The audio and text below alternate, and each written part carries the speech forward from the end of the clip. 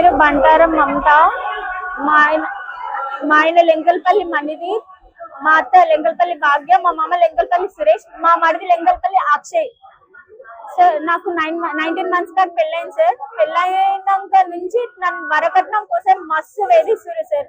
మా మమ్మీ అట్లయినా పెళ్ళప్పుడు 25 తులాల బంగారం, 4.5 కిలోల వెండి, 10 లక్షలు ఇచ్చింది సార్. మళ్ళీ ఆయనకు అలాగే 8 తులాల బంగారం పెట్టింది.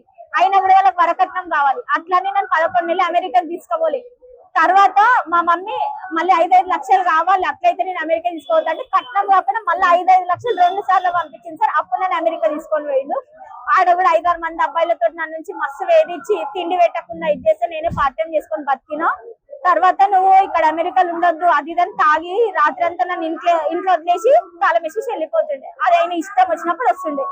అట్లా వేసిన తర్వాత నేను ఇక 20 days కోసం ఇండియాకి వెళ్తా అంటే మంచితనం ఇండియాకి పంపించిండు. రౌండ్ ట్రిప్ టికెట్ వేసి పంపించిండు. పంపించిన తర్వాత నేను ఇండియాకి వచ్చినప్పటి నుంచి ఒక ఫోన్ లేదు, ఒక మెసేజ్ లేదు. మా మరిది బ్లాక్ చేస్తాడు, మా ఆయన బ్లాక్ చేస్తాడు, మా అత్త ఫోన్ లేతుంది. ఆయన ఇండియాకి వచ్చిందని తెలిసింది. ఫోన్ చేస్తే ఫోన్ ఎత్తుతలేడు. నేను మళ్ళీ తెల్లారితే రిటర్న్ వెళ్ళిపోవాలి అని చెప్పి కాల్ చేస్తే ఫోన్ ఎత్తుతలేడు. సరే అని చెప్పి కాల్ ఎత్తకపోతే నేను పోలీస్ స్టేషన్కి వెళ్ళినా. పోలీస్ స్టేషన్కి వెళ్తే పోలీసు వాళ్ళు పిలిచినా రారు, వస్తలేరు అసలు. రాకపోతే పోలీసు వాళ్ళు ఇంటికి పోన్నారు. పోలీసు వాళ్ళ మీద కేసు పెట్టిండు. 20 లక్షలు పోలీసు వాళ్ళు డిమాండ్ చేస్తున్నారు నన్ను.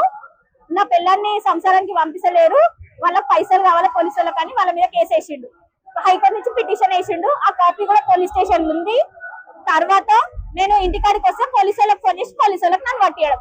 మా ఆడపడుచు మౌనిక, మా ఆడపడుచు వాళ్ళ ఆయన అరుణ్, మా ఆడపడుచు వాళ్ళ మామ కుమార్, వీళ్ళే నన్ను ఇంటికాడికి వచ్చి తిట్టిరు నన్ను బాగా.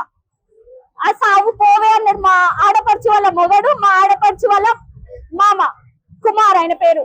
నన్ను ఇట్లా అయితే కోపం పోలీసులు పడితే పోలీసు వాళ్ళకి పట్టించారు. నువ్వు ఏడిపోతే ఏమన్నంటే లీగల్ గా ఎఫ్ఐఆర్ ఫైల్ చేయని ఫోర్స్ చేస్తారు ఆయన మీద. నాకు న్యాయం కావాలా, నా భర్త నాకు కావాలా. అసలైన తొలి వెలుగు. ఫాలో వాట్సాప్ @తొలి వెలుగు official.